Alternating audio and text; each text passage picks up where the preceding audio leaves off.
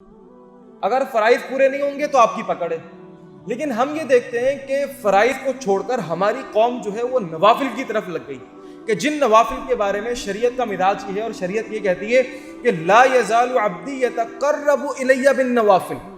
کہ نوافل کے جب فرائض مکمل ہیں اور فرائض کی تکمیل کے بعد جب کوئی بندہ نوافل کا اہتمام کرتا ہے تو اللہ کے ساتھ ایک خاص قسم کا قرب, اللہ کے ساتھ ایک خاص قسم کی محبت, ایک خاص قسم کا تعلق بن جاتا ہے. لیکن اگر کوئی انسان, سوال آپ سے میرا یہاں پر یہ ہے, اگر کوئی انسان اپنے فرائض کو چھوڑ دے, نماز